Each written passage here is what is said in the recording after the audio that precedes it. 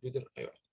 Bien, Estela, ¿me querés? Estábamos hablando un poco de cómo venimos con las lecturas, con los videos también. ¿Vos cómo venís más o menos? No hablo español. Sí. Ahí vengo ahí. Este año se me está complicando un poco, pero no quiero dejar. Está bien, no hay problema.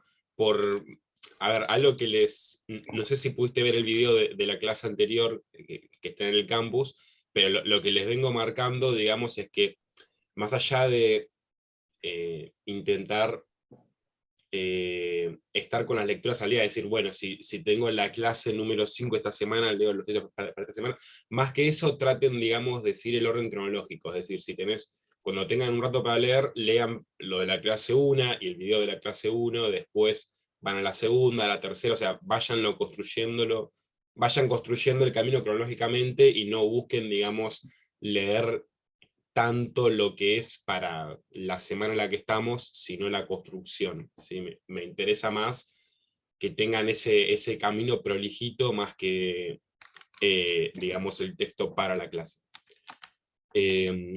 Más o menos, pero igual, ¿pudiste leer algo? ¿Pudiste ver algo? O... Sí, lo de hoy lo pude leer. Pude Ta, leer 2 textos. Lo que pasa es que a mí, yo necesito esto del el encuentro. Como necesito esa presión de que sabes que te vas a ver con el profe y es como eso, muy virtual todavía no me arreglo. bien. Necesito, sí, hija del rigor soy. Como la mayoría, bien, sí, sí. Sí, de hecho, por eso me pareció interesante continuar, digamos, a pesar de que, digamos, venimos de 2 feriados, tener la clase, digamos, más porque, digamos, ustedes lo pidieron, así que está bueno que valoren el espacio del aula, digamos. Además, siendo tan pocos, es como estamos muy obligados A a estar. leer. Claro, el seminario somos 2, así que sí o sí tenemos que leer, imagínate. No, igual lo que está, digamos, está bueno esto de ser pocos porque facilita, digamos, ciertos pasajes de contenido, digamos. Es como que es una especie de tutoría, es como que los puedo conocer mejor, puedo estar más encima.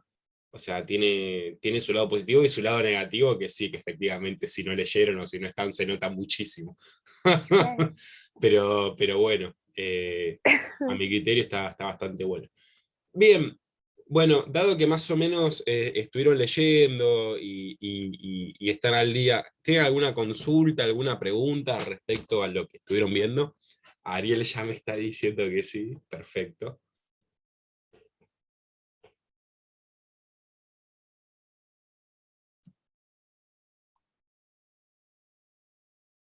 Yo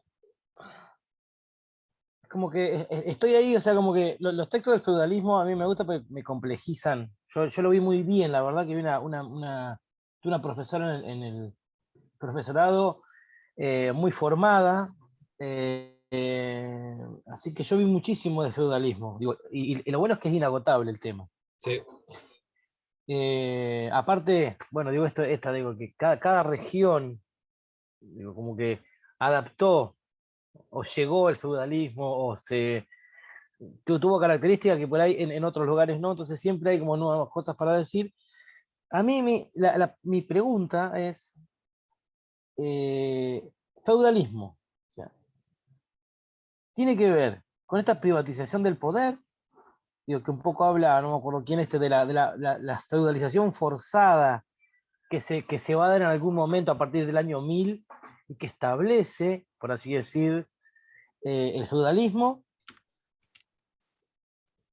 aparece antes con el establecimiento de estas relaciones socioeconómicas de dependencia, digo, cuando se está dejando o mejor dicho, o tiene más peso eh, la tenencia y toda la carga de tributos y de impuestos que pueden de cierta manera imponer tanto los señores, no sé si llamarlos señoríos, pero bueno, sí, señores eclesiásticos y laicos, Bueno, ahí me queda la duda un poco, porque hay casi 300 años de diferencia. Entonces, como que, si bien yo podría encontrar una explicación, quería preguntar, a ver, eh, ¿cuál es tu apreciación en este sentido, o qué dicen los autores? Pues yo noté eso, capaz que en realidad no están así, y sí. Bien, perfecto. Y además me parece muy, muy bueno que lo tengas todo anotado con precisión. Esa es la sensación que me dio cuando te- Sí, yo soy una vieja como con la libreta, ¿viste? Si no, No, es que está perfecto. De hecho, algo infaltable, bueno, esto de hecho ya lo deben conocer, para cuando van a un seminario o a una ponencia, lo que sea, la libretita y la lapicera para anotar es clave. Bien, me gusta porque la pregunta ya me hace introducirme un poco en el tema de hoy. El feudalismo, un poco ya lo había adelantado en las primeras dos clases, el feudalismo es un fenómeno que lo tenemos que entender como algo plástico, ¿sí? No es un sistema rígido de organización social, sino que, por el contrario, como vamos a ver en esta clase y en la siguiente, es un fenómeno que duró aproximadamente 800 años, por lo menos. Es un fenómeno plástico, totalmente plástico, y en esa plasticidad está, digamos, su fortaleza, su capacidad para adaptarse a regiones en particular, su capacidad para adaptarse a situaciones particulares e ir mutando a medida que va pasando el tiempo, es lo que le permitió funcionar como lógica articuladora del poder y del espacio durante tanto tiempo. Entonces, no hay que entenderlo específicamente o necesariamente como un fenómeno privado. De hecho, tenemos al famoso, a la famosa feudalización temprana con Carlos Martel, sí, Carlos Martillo, ese cuasi ídolo que tengo de el periodo carolingio, digamos, donde ya tenemos que en las fuentes se habla, digamos, de, de una lógica feudal para subordinar a ciertos espacios, y sin embargo esa feudalización se da desde, digamos, un poder que trata de ser público antes que privado. Entonces, digamos, justamente lo interesante del concepto de lo feudal y o sea, del feudalismo es eh, que nos permite ver de forma concreta esta cuestión de la formación de identidades que hablamos la clase pasada, es decir, cada lugar, cada región, cada localidad va a tener su feudalismo sui generis, así como tienen a su cristianismo, cristianismo sui generis va a tener su propio feudalismo posteriormente. Eh, y esto nos vuelve a marcar, digamos, la importancia del trabajo microhistórico, ¿no? Hasta hace no, bueno, de hecho sigue siendo la imagen popular cuando uno habla con gente que claramente no estudió más allá de lo que pudo haber visto y prestaba atención en el secundario, del feudalismo, persiste esta imagen del feudalismo del norte de Francia, ¿no? De las regiones normandas principalmente, el feudalismo como algo bien estructurado, donde el señor tiene un poder bien claro y delimitado sobre los campesinos y demás, y la realidad es que ese feudalismo clásico, entre miles de comillas, es solamente una de las mutaciones que podemos encontrar en el espacio.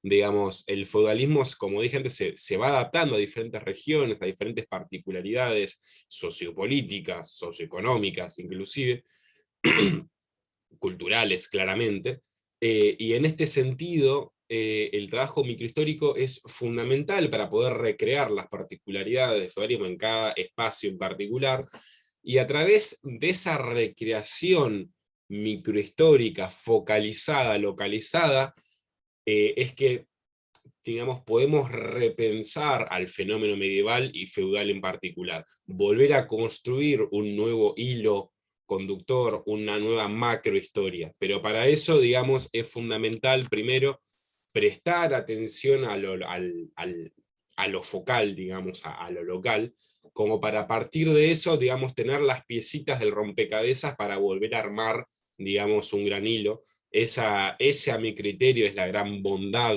que tiene la microhistoria, ¿no? Como permitir una descentralización de los estudios, permitir un mayor manoseo, vamos a decirlo en lengua coloquial, del fenómeno histórico, permitir un mayor protagonismo, digamos, de historiadores por fuera de los grandes círculos, digamos, es decir, uno puede hacer una microhistoria del feudalismo focalizada en determinado lugar, y a partir de ahí, digamos, repensar un hilo conductor. O sea, eso es bastante interesante, ya que permite un mayor trabajo historiográfico, a mi criterio, ¿no? Eso claramente es una opinión historiográfica, cada uno puede seguir la línea que prefiera, yo prefiero eso.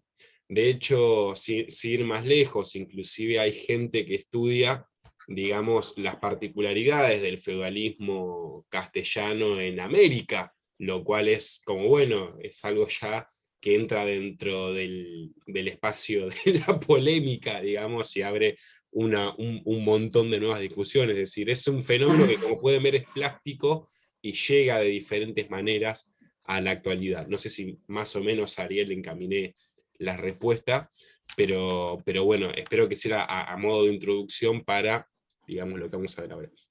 Hola, Fernando, ¿cómo estás? Hola, ¿qué tal? Antes de empezar, digamos, con la clase sí, ya que ahora, digamos, somos 7, aprovecho para preguntarte más o menos cómo venís con las lecturas, cómo venís con las clases y con la cursada en general. Bien, o sea, justo lamentablemente la clase pasada no pude asistir porque, como es, tuve el turno para ir con mi familia todos a vacunarnos contra la gripe, y a eso se sumó que también era el turno que me dieron en un instituto de formación docente para retirar de un certificado de una especialización de nivel superior que tiene un nombre larguísimo, así que me lo ahorro. Sí, es enseñanza de la construcción histórica, social y cultural de las identidades bonaerenses. O sea, si querés el sello con eso, estás al horno. Claro. Así que bueno, no, pero más o menos bien, ¿cómo es? A mí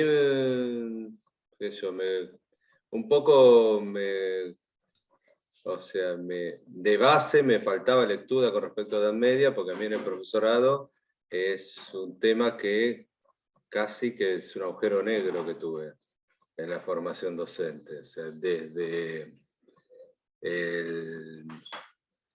supongamos, por ubicarlo rápido, desde los tiempos carolingios a Cristóbal Colón, ahí tuve en lo que sería baja Edad Media un vacío temporal, ¿no? Por un tema del profesorado mío, una forma que hubo con los dos cuerpos docentes. Pero bueno, más o menos estoy intentando ponerme al día con las lecturas. Yo para lo último que leí fue uno de Chris Wihan, que había puesto sobre Italia, ¿no? Sí. Bien. Perfecto. Ahí es. Ese era para esta semana. Llegar. Claro. Bueno, ando medio perdido. Lo que pasa es que nosotros tenemos esto de que estamos a distancia y presenciales, y entonces uno intenta seguir, uno es presencial, pero recibe todo, estamos metidos en el módulo a distancia, entonces como que me cuesta, me está costando, ese pasaje lo tengo en todas las materias, no solamente en esta. Que uno recibe notificaciones, pedidos y demás, y no sabía esto lo tenía que hacer, no lo tenía que hacer. Me pasa con Latinoamericana, que hay un foro muy fuerte de opiniones. Entonces, claro, pero es un foro para los que están a distancia, y yo recibo todas las notificaciones cada vez que se van comunicando en ese foro. Pero bueno, así todo, bueno, a mí Chris Wihan es un autor que me encanta, de todas maneras. Yo tengo El legado de Roma y Una nueva historia de la Alta Edad Media. Así que, más o menos, me ha causado bastante interés leerlo. Bien. Que, bueno, más o menos por ahí, de hecho. Bien, ahí nombraste varias cosas interesantes. La primera, bueno, un poco lo habíamos charlado, ¿no? Respecto a la formación que se suele dar sobre Edad Media, digamos, lamentablemente suele ser bastante precaria o con debates bastante viejos, digamos, porque se suele basar en este cliché de la Edad Media como un retroceso, como un lugar oscuro, digamos, que no hay mucho para sacar, digamos, una idea típicamente moderna y como que suele dejarse de lado, como que suele verse, digamos, como algo inclusive elitista, cuando la realidad es que la Edad Media funcionó como laboratorio de todas las ideas típicamente modernas, ¿no? Como que hay una continuidad ahí entre formación de lógicas y consolidación de lógicas. Así que sí, lamentablemente es algo que no se le suele dar mucha importancia, justamente desde el espacio de esta materia, digamos, la idea es que puedan apreciar, digamos, eso. Y por otro lado, respecto a las lecturas, sí, efectivamente la modalidad virtual no es la mejor. Uno trata de hacerla lo más amena posible, pero bueno, es lo que nos toca. Un consejo, digamos que lo voy a seguir repitiendo hasta el cansancio, cuando toque leer bibliografía o ver los videos de las clases, yo prefiero, o me parece lo más óptimo, que vayan, sí, por clase, es decir, primero completar la clase 1, después completar la clase 2, y así, es decir, que no prioricen los textos para la semana en la que estemos, sino que prioricen el orden cronológico de actividades, ya que es lo que le va a permitir construir el hilo conductor, digamos. Siempre recordando que los videos agregan información complementaria a los textos, es decir, así como es importante ver los videos, perdón, leer los textos, también es importante que vean o escuchen a modo de podcast las diferentes grabaciones como para poder, digamos, tener la totalidad de la información. Así que bueno, eso principalmente. Me alegra que te guste Wilhelm, ya que es un autor que va a aparecer bastante, aparece y va a aparecer bastante. Y bueno, ¿alguna duda, digamos, que tengan, aparte de la que planteó Ariel, respecto al material que venimos viendo, a los temas? ¿Estamos bien? Más o menos, dice Ariel. No, porque otra cuestión, ya después te dejo Sí, no, tranquilo, y tranquilo. dar clases, que es más que nada para que nos juntamos, escucharte vos y, y aprendes. Esto de que yo tenía entendido, ¿viste? Esto como que la aparición de la ciudad era una especie como de coto o de límite al poder feudal, porque había esta idea de que hay un principio de participación política por parte, digo, de todos estos vecinos que se conforman en una especie de, en una comunidad política o protopolítica, entonces trata de defender ciertas prerrogativas.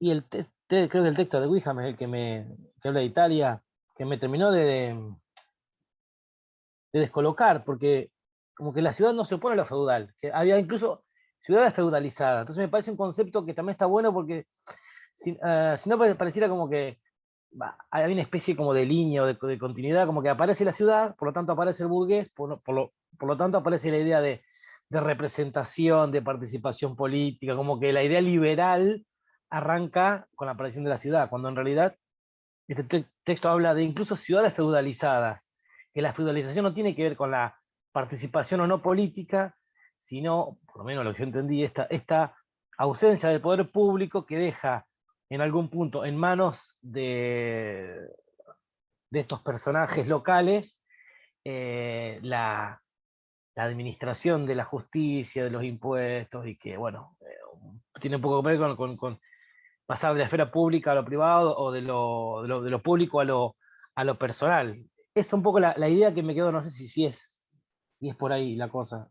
Bien, está bueno eso que planteás, porque dentro del feudalismo, justamente cuando se habla de lo feudal, se suele dejar muchísimo a las ciudades de lado, justamente por esta idea, vamos a decirle cliché o popular, que prima respecto al feudalismo entendido como el feudalismo normando, y es el único que efectivamente y demás, y justamente uno cuando entra en cada región en particular, especialmente en el norte de Italia, ¿no? En todo lo que es la llanura del Po, lo que se encuentra es, digamos, un feudalismo bastante particular, digamos, que justamente tiene un sentido de expansión que va de las ciudades hacia lo rural. Es decir, bueno, en el texto de Wickham inclusive nos marca esa particularidad, ¿no? Como diciendo que es un feudalismo con, digamos, un carácter clientelar también, ¿no? Algo típicamente romano, algo típicamente de las ciudades, digamos, y si bien la ciudad no va a limitar al feudalismo de ninguna manera, sí lo va a caracterizar de una manera muy particular, donde lo público, la cosa pública, digamos, tiene otro rol, tiene otra entidad, digamos, por el simple motivo de que no alcanza con la jerarquía individual, con el poder, digamos, feudal para dominar un grupo, digamos, tan grande de gente y tan concentrado en un solo lugar, ¿no? Es decir, las diferentes instituciones colectivas en ese sentido van a caracterizar de manera particular al feudalismo del norte de Italia. En ese sentido, sí, las ciudades le dan una característica especial justamente por el mismo carácter geográfico, ¿no? Es decir, no es lo mismo el norte de Italia que los territorios a los márgenes del río Rin o del Elba. Es decir, claramente el espacio y la ocupación de ese espacio va a influir de manera directa en el tipo de feudalismo que se desarrolle. En ese sentido, digamos, el feudalismo en el norte de Italia es un feudalismo bastante particular, fundamentalmente porque no es un espacio, a ver, dentro de todo el gran espacio de la Europa occidental, digamos, el espacio del norte de Italia, digamos, es el más urbanizado, funciona como una especie de red de cascos urbanos, y eso va a darle una particularidad especial, inclusive ligado al comercio, ¿no? En el texto de Gelici no solamente habla de Venecia, de su construcción como un gran emporio comercial, inclusive antes del siglo X y XI, sino que también va a hablar de la ciudad de Comacchio, esta ciudad, digamos, que tiene un crecimiento bastante similar a lo que es Venezuela, iba a decir, Venecia, y que eventualmente Venecia, digamos, va a destruir totalmente, porque sí, es, digamos, un competidor directo que amenaza de forma directa a, digamos, a los grupos de poder de la ciudad de Venecia. Todas esas cuestiones, digamos, nos van a marcar las particularidades de ese feudalismo que justamente se va a desarrollar desde las ciudades hacia el espacio rural. Y no viceversa, lo cual es, digamos, nos habla bastante de ese espacio. Pero bueno, digamos, vamos a adentrarnos un poco más en las diferentes cuestiones como para poder entender esto un poquito más. Y en ese sentido voy a compartir imagen. Ahí todos pueden ver lo que estoy compartiendo. Bien, perfecto. Como les decía, ¿sí? El feudalismo, para empezar, no hay que entenderlo exclusivamente como un sistema económico, no hay que entenderlo solamente como un sistema social.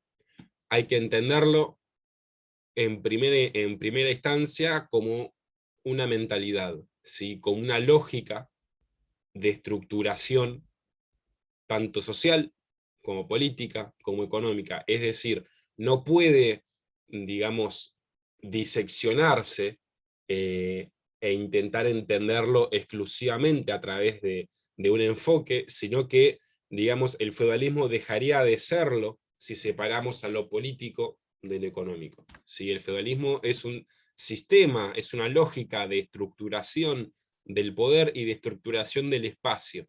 Es un fenómeno, como dije al principio de la clase, totalmente plástico, es decir, se adapta a cada región en particular y a las características de cada sociedad en particular. ¿Sí? Es un fenómeno que duró, digamos, lo que duró justamente por esta capacidad de ir mutando, de ir adaptándose, ¿sí?, a la estructuración del poder en un espacio determinado. Es decir, contrario a lo que se suele pensar, no es un sistema totalmente rígido, sino que por el contrario, ¿sí?, es algo que está en constante dinámica.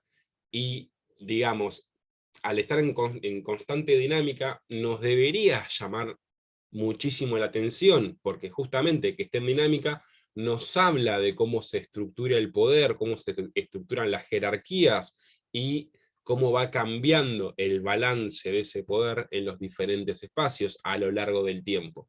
Es decir, es un campo especialmente rico para observar, a través de las pocas fuentes que hay, digamos, esa movilidad de lo que es el poder, e inclusive esa movilidad de lo que es la cultura, y dentro de la cultura esta cuestión de las identidades que habíamos hablado antes. Es decir, justamente el proceso de construcción de identidades y el proceso de construcción de culturas, digamos, específicas, locales y regionales, ¿sí? El feudalismo se vuelve, al igual que toda la Edad Media, un campo especialmente rico para ver ese movimiento, reitero, tanto a lo largo del tiempo como de región en región, es decir, a través de los espacios. En este sentido, es fundamental entender, ¿sí?, que las fuentes, especialmente en el feudalismo, pero es algo que se puede aplicar para el trabajo con fuentes en cualquier periodo y en cualquier espacio, ¿sí?, las fuentes son un componente de los hechos, ¿sí? No es el hecho en sí mismo, no es la totalidad de lo que pasó, sino recalcar esto que puede parecer una obviedad, pero digamos es importante tenerlo siempre en cuenta, especialmente en periodos, digamos, donde las fuentes no son tan abundantes como en la contemporaneidad, digamos.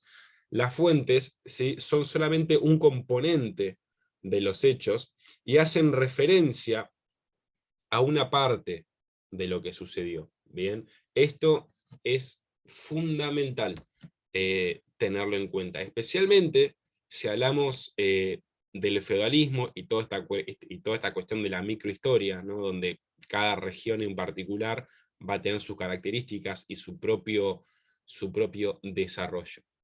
Hasta acá, digamos, ¿estamos bien? Digamos, ¿o hay alguna duda, algún comentario? Profe, con respecto a las fuentes, por Sí, lo que venía leyendo, por lo común son fuentes fiscalistas o administrativas, o hay más fuentes ligadas a, bueno, vi algo de cartas, pero es como muy a lo administrativo. sí, Entonces como que es difícil desde ahí, por lo que pude leer, es difícil desde ahí abordar el aspecto rural, en bien, donde quizás no llegaba tanto el tema monetario o el tema fiscal sería, sino más bien había mucho tema de trueque, mucho tema de intercambio, en este caso, de ese estilo. ¿Hay algún tipo de otro tipo de fuentes loables, diría yo? bien, perfecto. Efectivamente, como dice Fabián, lo que tenemos en la Edad Media, y relacionado con lo que venimos viendo hasta la clase pasada, ¿sí?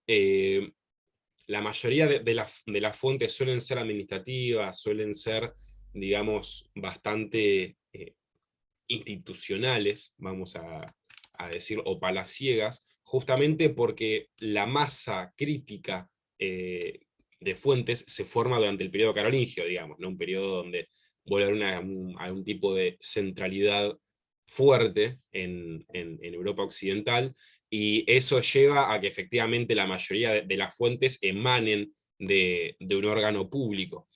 Ahora bien, para ver más lo que es el espacio rural, no solamente tenemos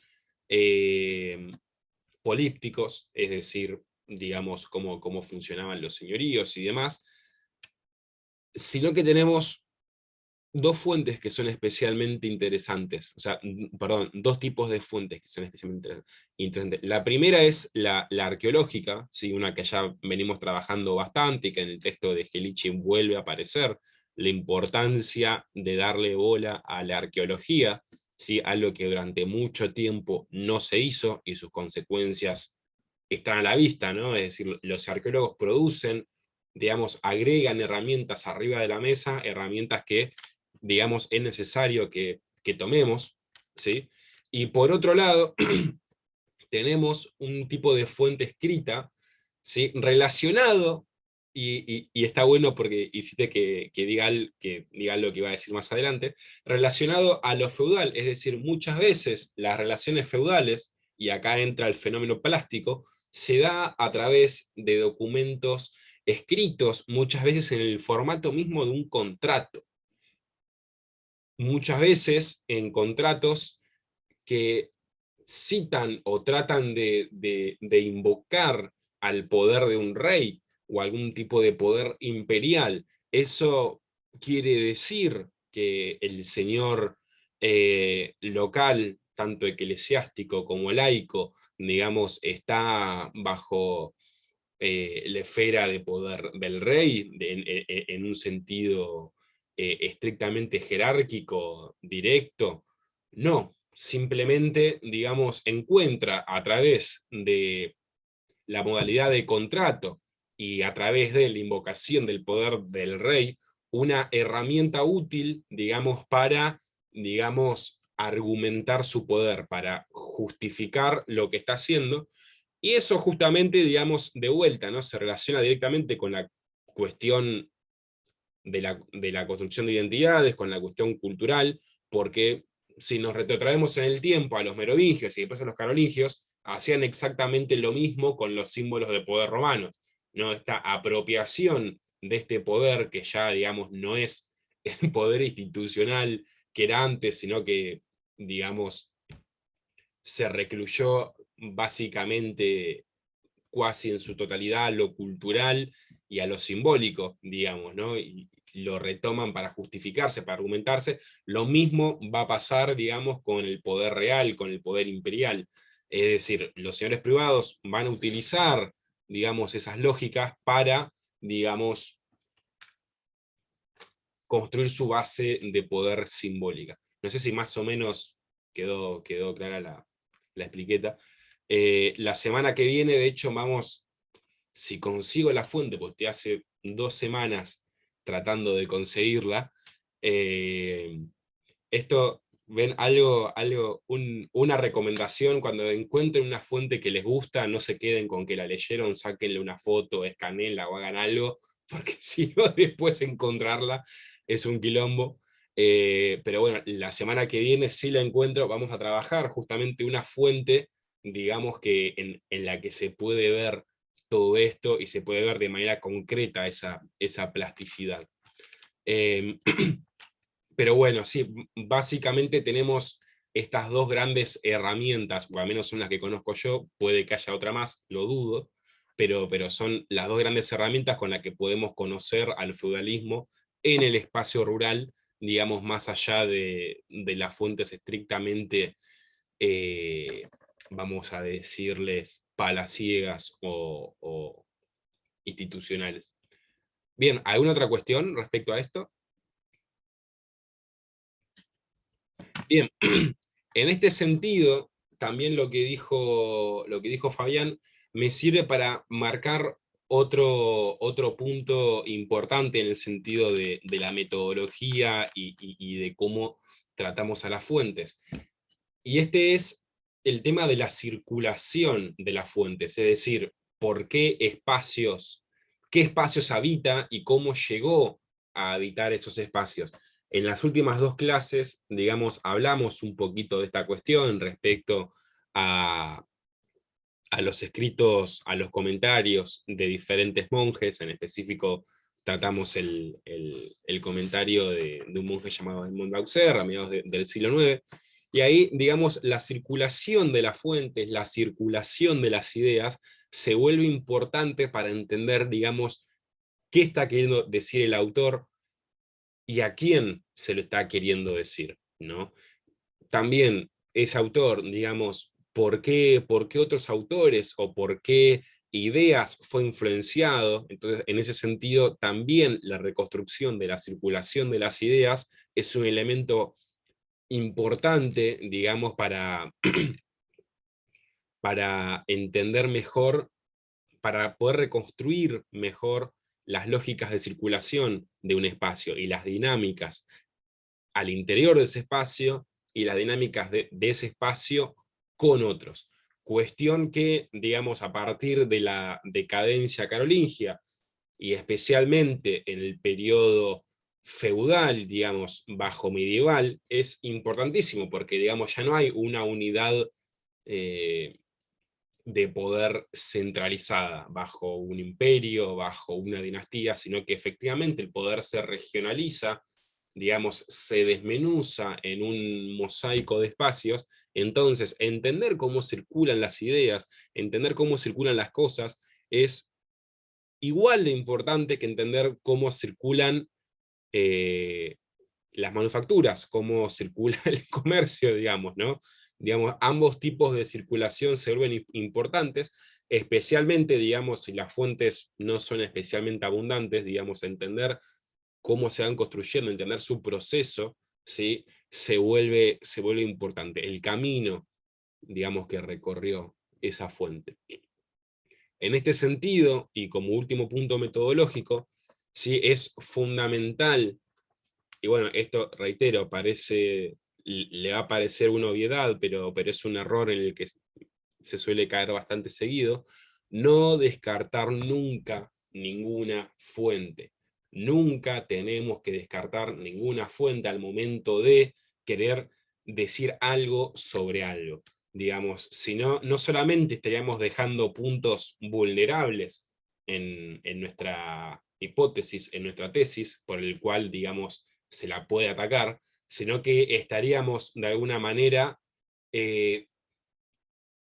omitiendo información, y eso, digamos, es gravísimo, porque si omitimos información, estamos omitiendo parte del fenómeno. Por ende, digamos, lo que escribamos ya de entrada va a estar un poco por fuera, digamos, de la realidad. No sé si se entendió, o sea, es algo, digamos, bastante básico, que creo que lo conocemos todos, pero nunca está de más remarcarlo, porque uno cuando va a las fuentes, digamos, es como muy tentador querer enseguida, a partir de lo en particular que encontramos, querer escribir una macro teoría sobre algo, digamos, y hay que tener cuidado, digamos, con esa tentación, con no dejarse llevar por esa idea, porque, bueno, estaríamos saliendo, o sea, nunca nos tenemos que olvidar que justamente la microhistoria, digamos, tiene esa limitación, ¿no? Que es sobre un espacio, y está perfecto, hay que querer reconstruir una macro historia, pero a partir de la sumatoria de las micros, es decir, de tener conciencia total sobre qué estamos hablando y sobre qué espacio estamos, ¿sí?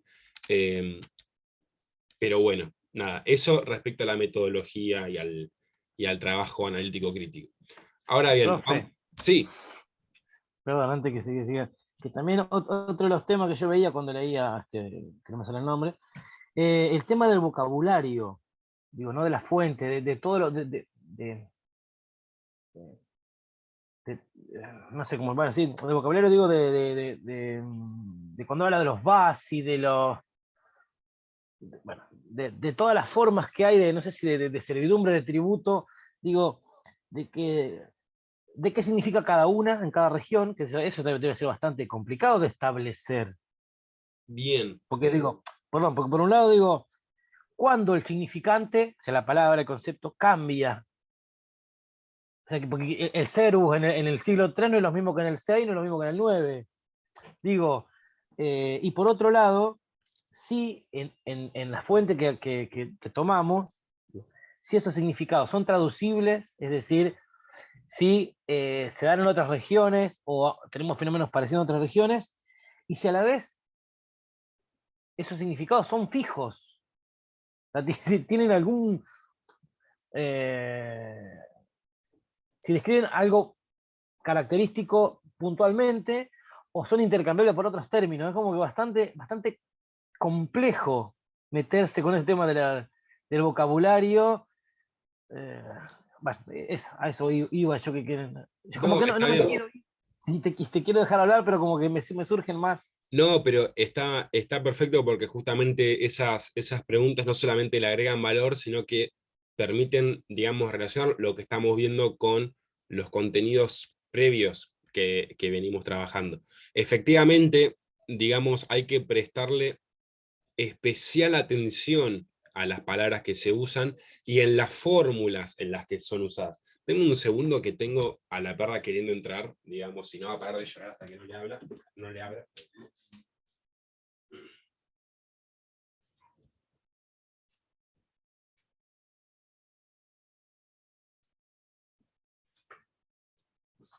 Volví, disculpen, pero es una perra insoportable, en el sentido de si no haces lo que quiere, no va a parar de llorar hasta que lo hagas.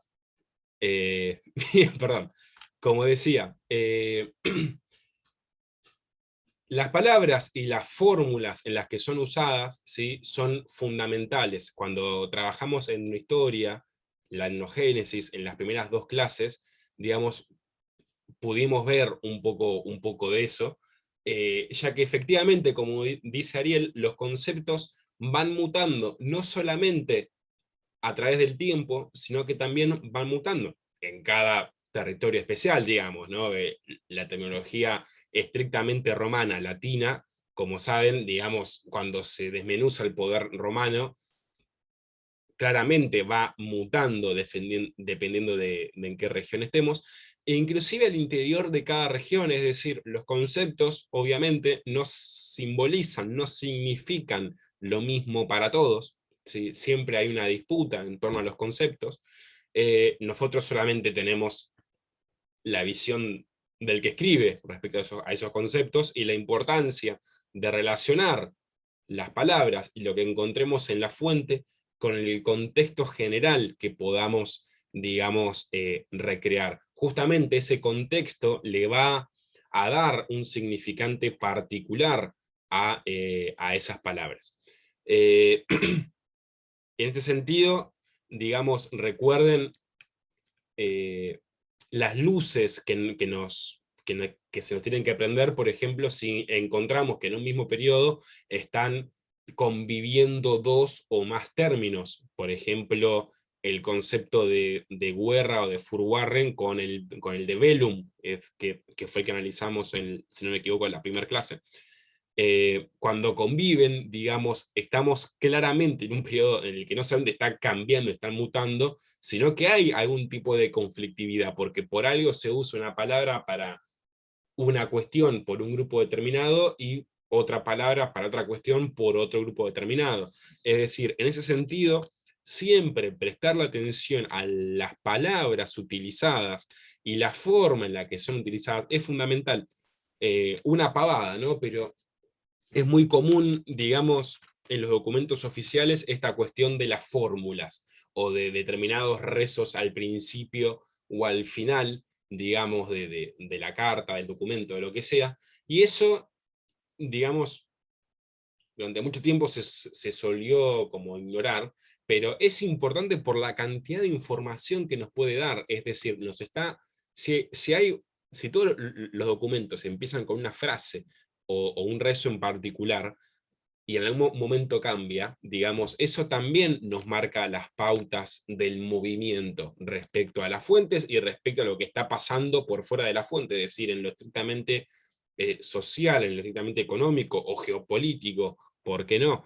Es decir, los documentos, si uno, digamos, los puede linkear, los puede poner en dinámica con toda la información que pueda respecto a ese lugar y a ese contexto histórico en específico, siempre puede sacar más información de lo que dice estrictamente el documento, digamos, y eso inclusive lo vimos con todo lo que es el estudio de las monedas también, es decir, ese pseudo, no, porque ese documento estrictamente, que es una moneda, digamos, también importa de qué material está hecho, la finura o el grosor, hay otra moneda circulando, cuál, de quién. Es decir, en ese mismo sentido, analizar, digamos, toda la información que podamos respecto al documento y su contexto se vuelve, sí, fundamental, efectivamente.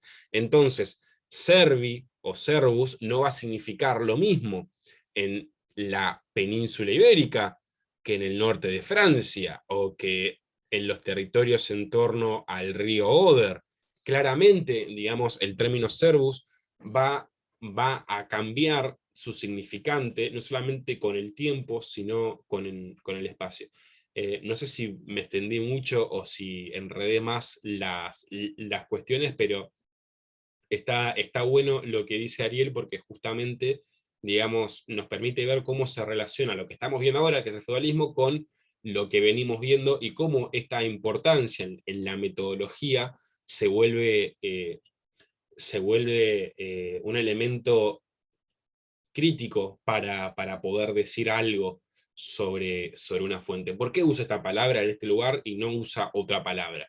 ¿Por qué, digamos, reza de esta manera la primera parte de la fuente, y por qué en el cuerpo hace alusión al rey o hace alusión a algún determinado tipo de autoridad y no a la autoridad propia si estamos en un periodo, digamos, donde prima el poder privado dentro del feudalismo, es decir, en este feudalismo? Es decir, todas esas cuestiones son muy importantes y justamente vienen del trabajo morfológico. En ese sentido, hay que prestarle especial atención a las palabras que son utilizadas e intentar, digamos, sacar el significante más específico que podamos. Digamos, eso es un elemento que nunca hay que menospreciar. Ese es un elemento fundamental al momento de trabajar con fuentes escritas. Mientras más específicos podamos ser con los conceptos volcados en un documento, digamos, más específicos vamos a poder ser con la reconstrucción de lo que sea que estemos queriendo reconstruir. ¿Fui claro más o menos? No sé si hay alguna otra pregunta o duda respecto a eso. Bien, perfecto. Entonces, continuemos. Si entendemos al feudalismo como un elemento, como una mentalidad, digamos, como una lógica de estructuración y como un artefacto para ejercer el poder, digamos, lo primero que tenemos que notar es que no es un fenómeno, primero, no es un fenómeno estrictamente privado, y por otro lado no es un fenómeno estrictamente de, digamos, el cambio de milenio o en torno al cambio de milenio. Digamos, como ya lo dijo Ariel hace un rato, y como ya lo mencioné yo también, el feudalismo es un fenómeno, es un concepto que está en el aire de Europa occidental, digamos, bastante antes del siglo XI y todo lo que son las reformas gregorianas o el sistema, digamos, y de todo el proceso de encastelamiento. Es decir, fue una fórmula, una lógica de poder típicamente utilizada, por ejemplo, por Carlos Martel, y después sus sucesores, para, digamos, subordinar ciertos espacios. ¿Pueden ver el mouse cuando lo muevo o solamente pueden ver la imagen? Bien, buenísimo. Y una lógica nada más ni nada menos que utilizada, digamos, en el centro mismo de Francia, ¿sí? En la región de Burgundia, en la región, digamos, en torno al río Garona, es decir, el Languedoc y Aquitania. Es decir, regiones típicamente francas, tanto de la periferia sur como del mismo centro. Y fue utilizado para subordinar justamente a poderes privados. O sea, fíjense lo plástico que es el concepto que fue utilizado en un periodo de fortalecimiento de una especie de poder público para subordinar poderes privados. Sin ir más lejos, Auxerre, digamos, esta región que tanto nombro, Auxerre es lo que denomina un terreno llave, un territorio llave, es decir, la puerta al dominio de una región mayor, en este caso Burgundia. Auxerre y por tanto Burgundia estaban en el periodo de Carlomagno, es decir, en primera mitad del siglo VIII, bajo dominios de un principado eclesiástico. Es decir, un obispo que tenía el poder suficiente como para gobernar por su cuenta un espacio. Ese espacio, digamos, entró en disputa con la construcción de poder que estaba haciendo Carlos Martel. Carlos Martel invade el Principado de Auxerre y logra la subordinación de dicho espacio a través de la violencia. Ahora bien, ¿mató al príncipe eclesiástico? No, básicamente lo que hizo fue que le jure lealtad.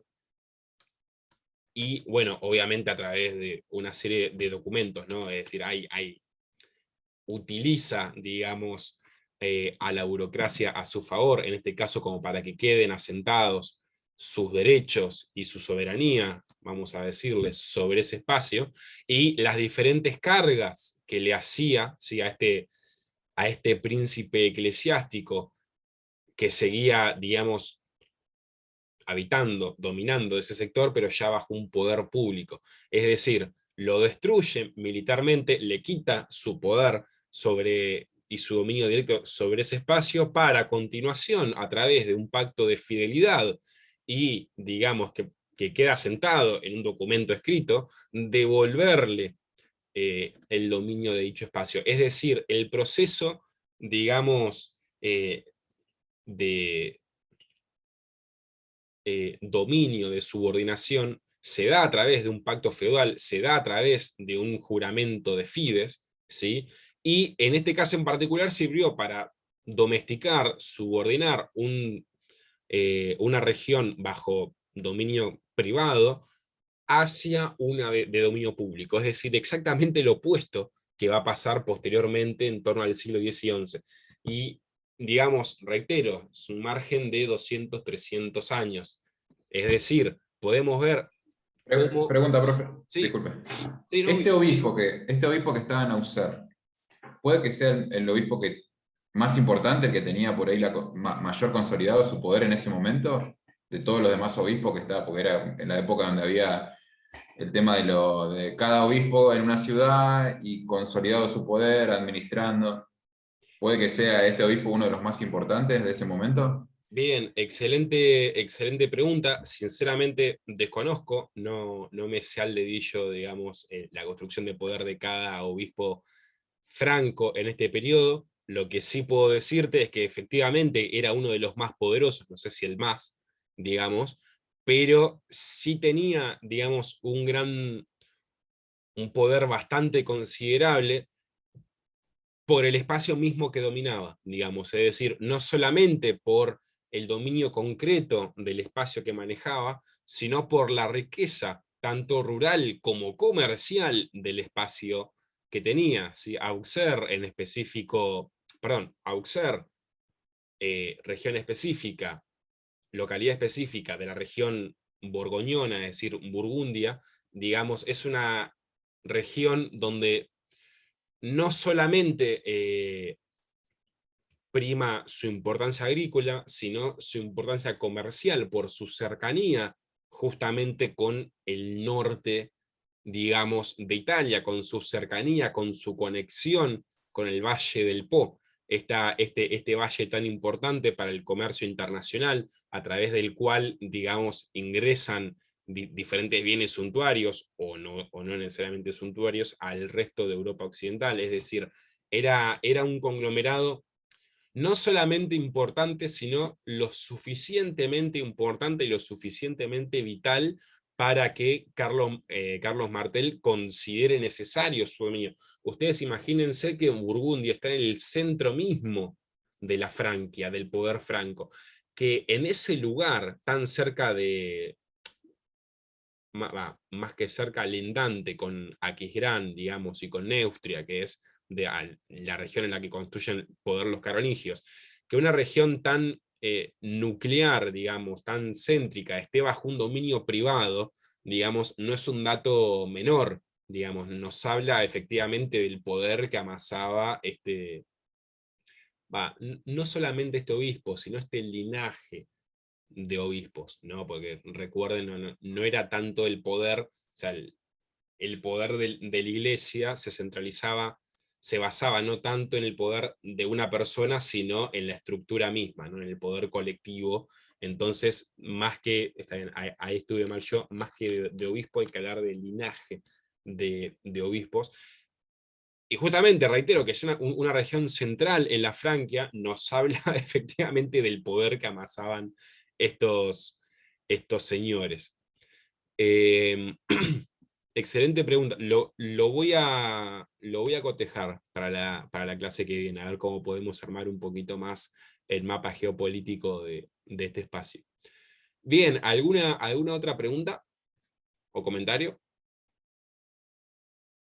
Bien. Simplemente agregar nada más que el estado borgoñón, o sea, mejor dicho, que la zona esa zona fue durante muchísimo tiempo una especie de estado que le costó muchísimo a los reyes, que les digo, cuando se vuelve a recuperar, digo, la noción de rey a partir del siglo XI, XII, XIII, le costó muchísimo doblegar integrar a Francia, o sea, hacer obedecer a Francia, o que entrara, por así decir, al territorio francés bajo el dominio del rey francés. De hecho, tuvieron que guerrearla y someterla para poder integrarla a esa zona, digo, allá casi como el siglo, creo, XVI o XVII, creo que el último intento fue en 1600 y pico. Sí, inclusive son regiones que van a seguir dando problemas hasta la Revolución Francesa misma, ¿no? Digamos, todo lo que fue la Vendée, es decir, esta guerra civil y demás que tuvieron los revolucionarios, nos habla, digamos, del el real conglomerado de identidades regionales que era Francia, ¿no? Digamos, sí, francés se hablaba en París, pero vos salías y ya tenías en las afueras mismas de París otros dialectos. Es decir, digamos, sí, efectivamente Francia y después Francia va a ser un gran conglomerado de identidades locales y regionales muy fuertes que se va a mantener a lo largo del tiempo. Lo mismo se puede aplicar en la península ibérica, lo mismo se aplica al día de hoy en Italia, lo mismo se aplica en alguna medida en Alemania y en Inglaterra, ¿no? Como esta cuestión de las identidades locales, regionales, como algo fuerte. Digamos, no es un capricho contemporáneo, son identidades, digamos, que tienen siglos de construcción local, es decir, no es un elemento menor a tener en cuenta al momento de querer decir algo sobre estos espacios. Inclusive, bueno, si nos vamos más al sur, más a una región periférica, todo lo que es Aquitania, Occitania, es decir, la parte sur de Francia, es un territorio que también, digamos, va a desafiar constantemente a cualquier tipo de poder central y que durante el feudalismo va a tener su especial importancia, entre otras cuestiones, digamos, por las ciudades fortificadas, por la capacidad, por la infraestructura ya instalada, digamos, por los romanos, ¿no? Toda esta cuestión de las murallas, de los muros. Y en la Alta Edad Media y después también en la Baja Edad Media, no es fácil tomar una fortaleza, no se vuelve algo sencillo. De hecho, justamente el poder feudal se va a centralizar en la capacidad de tener y mantener castillos. Entonces, si tenés una región entera que está fortificada, y sí, tienen una herramienta capital al momento de desafiar a cualquier estructura o a cualquier poder que amenace a los intereses locales y regionales. Eso es algo, son todos elementos, digamos, que pueden parecer menores, ¿no? Como, bueno, sí, una ciudad fortificada, un castillo, pero no, al contrario, digamos, nos habla de una infraestructura, de una capacidad instalada que va a influenciar directamente, digamos, en la estructuración y en la lógica política misma del espacio. Lo mismo, a ver, el río Po, digamos, ese estuario y esa conexión con el Adriático y el Mediterráneo a través del Adriático, son justamente infraestructura instalada, tanto natural como artificial, que influye directamente en los espacios, y nunca hay que menospreciar, digamos.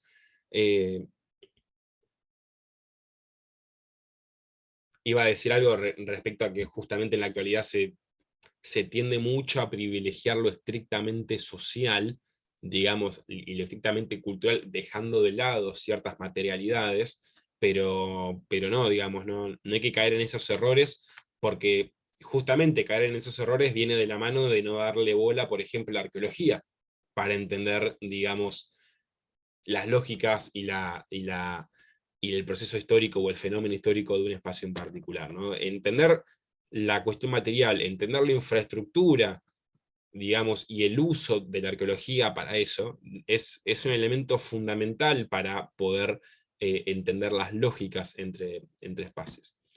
Perdón, nos fuimos un poco por las ramas, pero bueno, siempre estas cuestiones están buenas como para agregarle un plus, un valor agregado. Entonces, lo que tenemos es que efectivamente el concepto de lo feudal, digamos, no es un concepto, ya lo dije 2 o 3 veces, perdón, estrictamente del cambio de milenio, del cambio de status quo, sino que viene, ¿sí?, desde un periodo como el carolingio, es decir, un periodo donde hay una estructura de poder pública central que busca subyugar a poderes privados.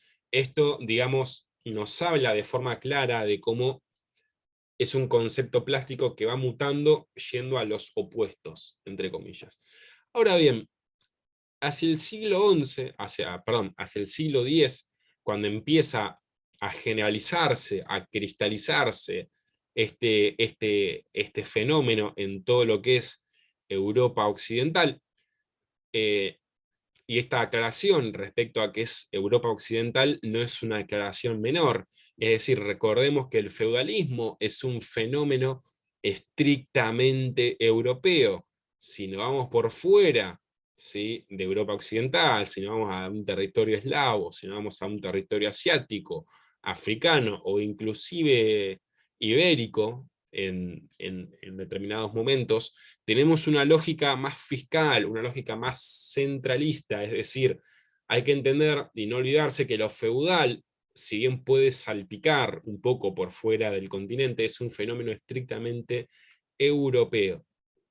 Y es un fenómeno estrictamente, es un fenómeno fuertemente influenciado por lo regional. Es decir, lo que vamos a ver a continuación es que cambia, tiene diferentes formas y diferentes características dependiendo el espacio que habitemos, dependiendo del espacio que miremos. Empecemos por el clásico, ¿no? El feudalismo en torno a la región norte del Loira, es decir, antes de este codito donde se hace el sur, y la región del Sena.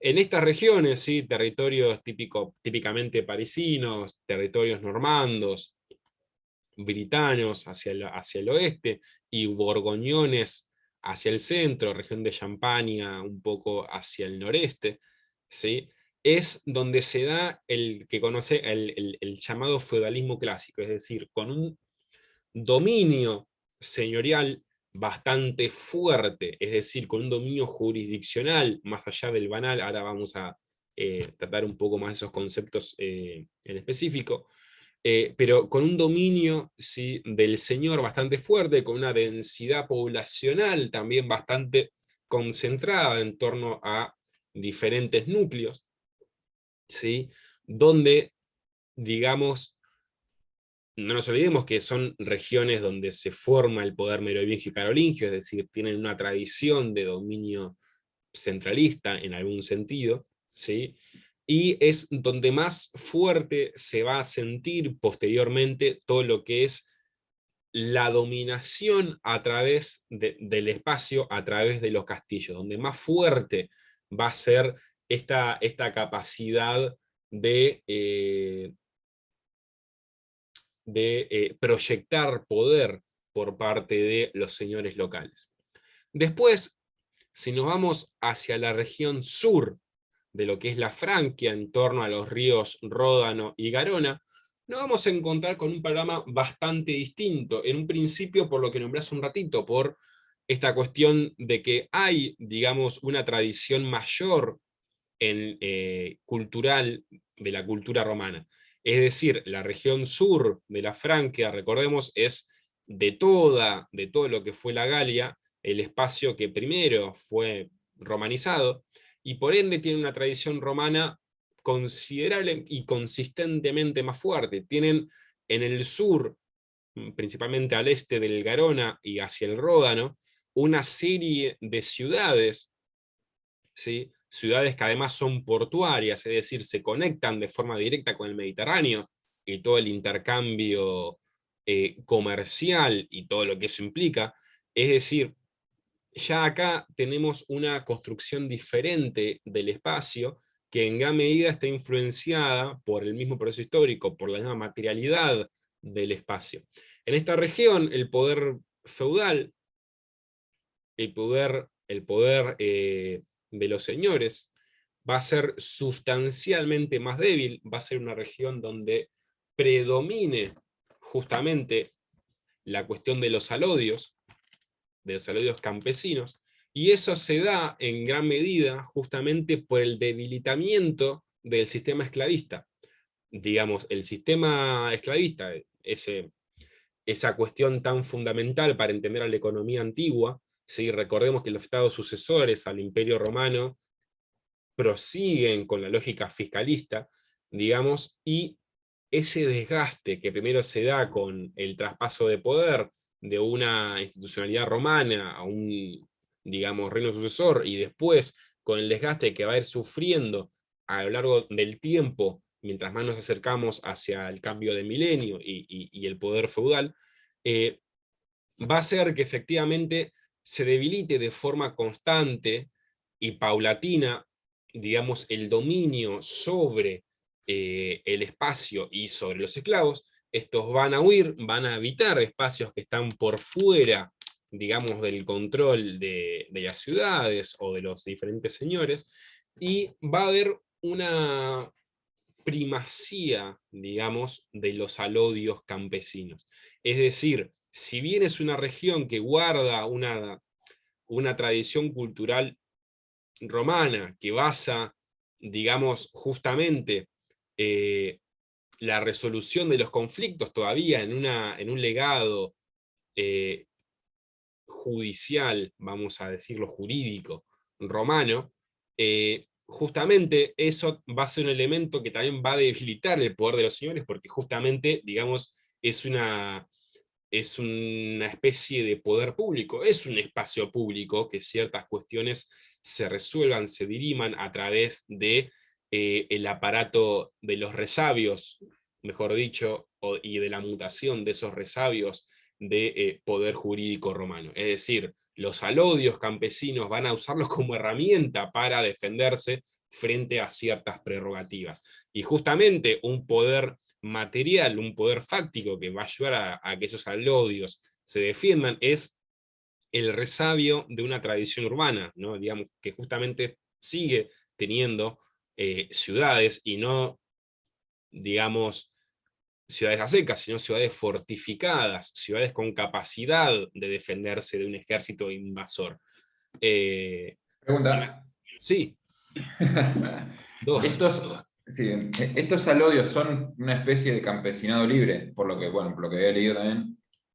Sí. ¿Se puede considerar de ese modo? ¿Eran mucho, eran poco? ¿Estaban muy concentrados? Esa es la pregunta. Bien, excelente pregunta. Primero y principal, y acá me hacen adelantarme un poquito de vuelta, pero no importa.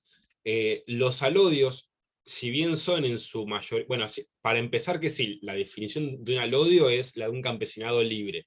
Libre en el sentido de que no está bajo una subordinación directa de ningún señor ni de ninguna entidad de ningún tipo. Ahora bien, los alodios, primero y principal, no son estrictamente campesinos, sino que justamente van a haber pequeños señores con, digamos, que van a calificar como territorios alodiales, es decir, señores que también escapan por fuera del dominio de otros. De vuelta, ¿no? Entenderlo como algo micro, como algo chico, no tienen el mismo poder que, digamos, un señor en Burgundia o en Normandía. Son efectivamente alodios, escapan por fuera de, pero eso escapar por fuera de implica una cuestión periférica que justamente nos habla también de una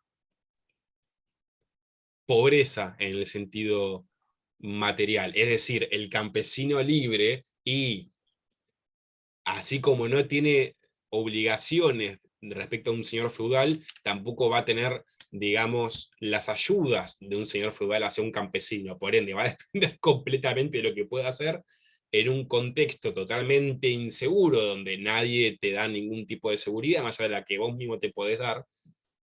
Y eso, digamos, también va a marcar la pauta de una fragilidad, y esa fragilidad, digamos, nos va a marcar a su vez la pauta de que efectivamente los señoríos y las estructuras de poder se van a ir incrementando en detrimento de estos alodios, ¿no? ¿Por qué los alodios no crecen en detrimento de los poderes más centrales, más institucionales, más jerárquicos? Y justamente por la debilidad misma de estos espacios, ¿no? O sea, esas libertades traen, digamos, fuertes limitaciones también. Otra pregunta. Sí. ¿Estos alodios vienen del proceso de continuidad o sea, de lo que es el Imperio Romano con las colonias, y tienen más o menos el mismo rasgo jurídico con respecto a lo que pueden hacer, lo que no pueden hacer, hasta dónde se pueden mover? No sé si va por ahí. Por lo que entendí, o sea, te estás refiriendo a la herencia de la cultura romana, o sea, qué tanto usaban esas herramientas. Bien, efectivamente, a ver, recordemos que los merovingios, después los carolingios, y cualquier tipo de entidad centralizada posterior a ellos, como los fotónidas o quien sea, todos van a, digamos, invocar la autoridad romana, es decir, que son los herederos y los custodios de los territorios romanos y la. Por ende, digamos, están reconociendo en algún punto lo jurídico, la tradición romana de los diferentes, desarrollada en los diferentes espacios. Por ende, más allá de que, digamos, no estén de forma directa bajo el dominio de un señor o de quien sea, digamos, siguen en alguna medida pudiendo utilizar a su favor estas herramientas. Lo cual es muy interesante como para ver la complejidad de todo este armado sociopolítico, ¿no? Pero sí, van a poder usarlo especialmente, reitero, en las regiones cercanas a las ciudades, donde lo público tiene otro peso distinto.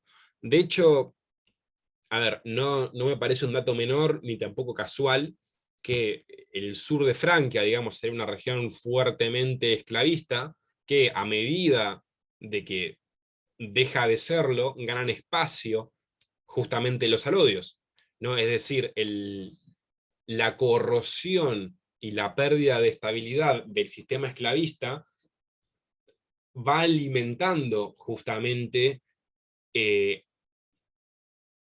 a las nuevas lógicas de poder ligadas al feudalismo, y dentro de eso va alimentando a los alodios. Es decir, me parece hermoso cómo se puede ver cómo el detrimento de un sistema va alimentando a otro, y cómo conviven en un mismo espacio temporal ambos dos, moviéndose, digamos, dentro de un continuum, de un polo más hacia el otro. O sea, es bastante interesante para observar, porque nos habla mucho de la complejidad de los diferentes movimientos que van sucediendo. Bien, ¿alguna otra cuestión respecto a este espacio? Bien, me gustó porque terminaron siendo 2 preguntas inclusive, así que estuvo perfecto. Acá desde Radio del Plata le queremos hacer una pregunta. Adelante, Ariel. 2. Bien. No, yo estaba, porque siempre se habla de la herencia romana, digo, pero siempre a través de la mediación de los diferentes, digo, reinos que hubieron, ¿no es cierto? Porque si no, pareciera como que a mí me da esta, quizá porque tengo esta resonancia ya colonizada, ¿no? Esto de que después de lo romano, lo único que servía era lo romano, digo, y me parece que hay una adaptación, digo, de cada uno de estos reinos o de estos gobernantes hacia lo que era la supervivencia de los romanos. Digo, ¿puede ser esto? Porque digo, porque para ahí no es así, digo, por ahí es directamente, hay una especie como de previvencia colectiva, de que estaba el derecho romano, o la cosa pública, o el derecho de tierra, o ese tipo de cosas, y que no importaba, digo, quién gobernara, sino que estaba como latente esto. Eso quiero saber si... Bien, recordemos, o sea, volviendo un poco a los textos del microcristianismo y demás, y todo lo que hablamos de las identidades locales y de cómo se construyen a través de la materialidad que tienen, de la información que tienen, cómo se construyen una identidad propia en la que tratan de retomar el macrocosmos, ¿no? Es decir, tratan de retomar todos los saberes cristianos y todos los saberes romanos y demás. Digamos, dentro de esa lógica, no nos olvidemos que justamente la identidad romana, si bien se regionaliza y va adquiriendo características locales, sigue siendo fuerte, va a seguir siendo fuerte durante todo el periodo, y en ese sentido, ¿sí?, se vuelve fundamental ver esta cuestión del proceso al interior de cada microespacio. Es decir, si tenemos un espacio en torno a Aquitania y Occitania, digamos, donde prima muchísimo el poder, digamos, que hay en torno a las ciudades mediterráneas, y por ende el legado cultural jurídico romano que tienen, digamos, eso va a ser parte de la identidad de ese espacio. Es decir, va a poder ser utilizado tanto por los reyes como por la gente plebeya, es decir, por la gente que está por fuera de cualquier cargo con poder. Y en este sentido, digamos, es interesante y se ve claramente el contraste en el legado cultural del sur y el norte. En el sur predomina este legado cultural romano. En el norte de Francia, justamente el territorio menos aculturizado por los romanos, va a primar el sistema feudal, va a primar esa mixtura de lógicas tendiente más hacia el lado germano que hacia el lado romano, justamente porque es una región que menos influencia tuvo de la cultura romana, y es la región donde justamente predominaron diferentes dinastías estrictamente germanas, francas. Entonces, digamos, ese legado cultural no solamente se da a través de las estructuras de poder, sino que se da estrictamente en el espacio cultural, en la conformación de identidades, ¿no? Y ahí, reitero, no quitarle importancia ni subestimar, digamos, las culturas locales y los legados de esas culturas, porque sí, puede ser que ya una estructura de poder no funcione más, pero las cosas que se crearon, las lógicas creadas y los elementos culturales de ese lugar, digamos, van mutando en base a justamente esos antecedentes culturales, ese background generado. Y se nota, a mi criterio, me puedo estar equivocando, pero a mi criterio se nota patente entre el sur y el norte de Francia, ¿no? Cómo, digamos, van desarrollando diferentes métodos para, no solamente para, digamos, hacer justicia, entre comillas, sino para crear poder, digamos, cómo cambia y cómo crea entidades que después, en un periodo donde prima, digamos, lo fragmentario, que es durante la Baja Edad Media y todo lo que fue la feudalización y demás, digamos, ahí se nota patente esas diferencias. No sé si más o menos se entendió. Sí, creo que sí. Entonces, se puede hablar, así como se habla de microcristiandades, ¿no? El fondo común es esta creencia en Cristo, donde cada liturgia y cada serie de rituales, incluso hasta de la territorialidad de las iglesias, se adaptó a las diferentes regiones. Se puede hablar también, por ejemplo, de microromanidades. Sí, para mí sí, A ver, totalmente. De ¿entendés que hay hecho, como una especie de esta, ¿cómo se llama? De esta identidad cultural, ¿no? Sobre todo en el sur, ¿no? Que habla de un derecho, o no sé, un derecho, de unas prácticas, de una identidad cultural, pero que se fue adaptando según los tiempos, según los gobiernos, digo, pero que había, digo, una especie como de base común que era como, bueno, como modificada, pero sin ser trastocada, porque en realidad era una especie como de basamento común en el que creaban ciertas identidades. Pues digo, se puede hablar. sí, totalmente. Lo único hay que tener cuidado con la especificación de lo que estamos hablando, ¿no? Es decir, siempre que hagamos esta traspolación de conceptos, por ejemplo, agarremos microcristianidades y la adaptemos para hablar de microromanidades, sí, por ejemplo, siempre hay que tener cuidado con las especificaciones y no caer en el error de decir, ah, bueno, son idénticas en el sentido de cómo funcionaban. En realidad no, porque si vamos a las, si vamos a las especificidades de cada una, recordemos que el cristianismo, a ver, era algo relativamente nuevo que se va formando, y en cambio la romanidad era más ortodoxo respecto a sus dogmas, vamos a decirlo. Es decir, la institucionalidad romana, digamos, tenía siglos y siglos y siglos de escuela, era una, digamos, y tuvo muchísimo más tiempo en los diferentes espacios que el cristianismo para solidificarse, para enraizarse, digamos. Entonces, teniendo esa particularidad en cuenta, sí podemos hablar de microromanidades, y que obviamente en un sentido coloquial, ¿no? Si lo quiero usar como un término, como un concepto, hay que ser 1000 veces más específico, pero sí, yo creo que tranquilamente sí.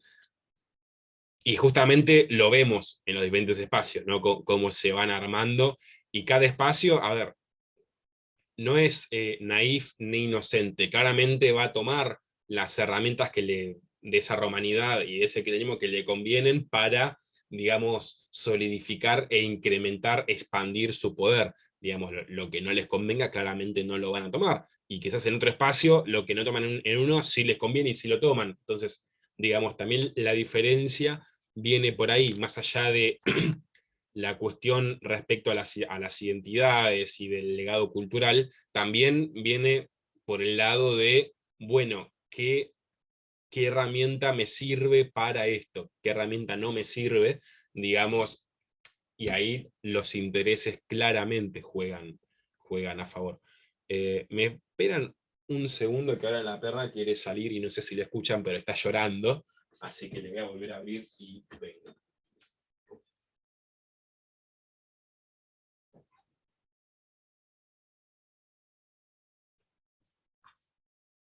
Listo, ahora sí. Esta cuestión de los perros me encanta, ¿no? Pero siempre encuentran el momento oportuno para ponerse a llorar, para entrar, para salir. Me lo hicieron en la defensa de tesis, me lo hicieron en clase, me lo hacen siempre. Son increíbles. Bien, ¿alguna otra pregunta, alguna otra cuestión? Bien, ¿se viene entendiendo más o menos, o hay algo que... Joya. Bien, entonces hasta ahí tenemos a grandes rasgos dos regiones o dos macroregiones. Ahora, digamos, hablemos un poquito más del norte de Italia, que era algo que ya lo veníamos comentando, digamos. ¿Por qué digo el norte y no toda Italia? Porque justamente, digamos, es un caso particular, digamos, es un espacio que yo lo denomino bisagra o pivot, no solamente entre diferentes culturas, sino entre diferentes religiones, y geopolíticamente muy disputado, ¿no? Digamos, no nos olvidemos que en torno al año 1000, y antes también, tipo la conquista de Sicilia y el sur de la península itálica por parte de los musulmanes va a ser en la Alta Edad Media. digamos, es un espacio fuertemente disputado por 3 religiones, en realidad dos religiones con varias variantes de ella, y por varias estructuras geopolíticas, es decir, es un espacio de encuentro entre, digamos, lo que sería el poder musulmán, lo que sería el poder bizantino, y lo que sería el poder occidental representado tanto en Roma y el Papa, lo cual no es algo menor, ¿no? El Papa constantemente va a estar intentando articular a la Iglesia en algo más jerárquico, es decir, es alguien que está construyendo poder de forma constante, y lo que van a hacer los carolingios y después los otónidas. Es decir, es un punto, primero, que tiene estas particularidades, ¿no? Es donde se juega, vamos a decir, el partido grande entre diferentes estructuras geopolíticas de peso, es decir, ya no estamos hablando entre una lucha, digamos, por un molino entre dos señores perdidos en el medio de Occitania, estamos hablando de estructuras con alcance geopolítico internacional, mediterráneo, inclusive por fuera del Mediterráneo, es decir, es otro nivel.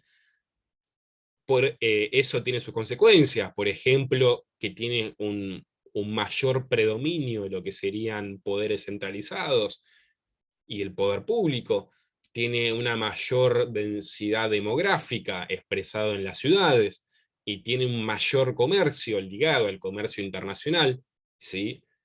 Comercio que abastece, digamos, al resto de Europa Occidental, y comercio que da estatus, digamos.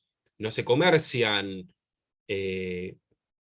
pieles, no se comercian textiles menores, se comercian bienes suntuarios, es decir, grandes muebles, grandes obras de arte, sedas, diferentes tipos de agregados culinarios, etcétera, etcétera, etcétera. Es decir, digamos, es una región importante porque brinda símbolos, elementos de estatus al resto de Europa. Es decir, todo eso hace que, al hablar de feudalismo en el norte de Italia, digamos, tengamos que tener en cuenta un montón de cuestiones que para el resto de las regiones no tanto, o directamente no. Y todo eso va a va a formar un feudalismo bastante particular, donde vamos a tener una expansión de las lógicas de las ciudades hacia, digamos, el espacio rural. Es decir, no va a tener independencia uno del otro, sino que los pesos pesados de las ciudades, digamos, van a expandir su poder hacia el campo, muchas veces de forma colectiva, es decir, muchas veces los señores feudales van a ser las instituciones y los gobiernos de las diferentes ciudades, y no una persona en particular. Esto tiene especial importancia porque justamente nos habla de un tipo particular de feudalismo, donde lo colectivo tiene otro peso, lo público tiene otro peso a través de ello. A su vez, digamos, es un espacio que virtualmente sigue estando bajo dominio de un poder central a través del emperador, digamos, toda la querella de las investiduras y esas cuestiones típicas del siglo XI, que ya estaba en el aire antes, en el siglo X y también IX se podría decir, digamos, van a tener su epicentro acá. Toda la cuestión del combate contra las herejías, por ejemplo, es decir, ese intento de domesticación, que ya vamos a ver un poquito más adelante, también se da principalmente acá y en el sur de Francia. Inclusive determinadas cuestiones en torno a las brujas, que bueno, eso ya como que trasciende un poco lo estrictamente medieval, pero también van a tener epicentro acá, es decir, todo lo que sea coerción, intento de centralización, digamos, eclesiástico, va a tener un fuerte epicentro acá. Y como decía, me fui un poco por las ramas, pero lo que quería decir es que al seguir bajo dominio imperial, digamos, otro jugador exterior, externo a esta región es justamente el emperador, y su capacidad de hacer que esta región le responda cada vez que él se dirige hacia ella con su ejército. Es decir, más allá de que es una región poderosa, vamos a decirlo en el sentido local, no tiene el poder suficiente como para enfrentar de forma directa al emperador Otónida. Es decir, los recursos que movilice el emperador van a seguir siendo suficientes para, cuando esté en el espacio, digamos, poder influir de forma directa en lo que pasa. Diferente es cuando el emperador se va para tener otros espacios, y bueno, ahí claramente los poderes locales hacen de las suyas, digamos. Pero bueno, todas estas cuestiones le van a dar una particular importancia a este espacio y al feudalismo que se desarrolle en ese espacio. Ahora bien, yendo más hacia las periferias, hacia las periferias, mejor dicho, de Europa Occidental, vamos a encontrarnos con diferentes feudalismos que se alejan inclusive más de estos tres que ya vimos. Primero tenemos al feudalismo que se genera en torno al Rin y el Oder, ¿sí? Todo este gran espacio, en cierta medida no cristianizado todavía, donde no solamente va a persistir el esclavismo durante un tiempo mayor que en el resto de las regiones centrales, sino que, digamos, cuando hablamos de este gran espacio, digamos, nos estamos refiriendo a una región fuertemente deshabitada, con grandes espacios de tierra sin roturar, es decir, bosques, ¿sí? Pantanos también.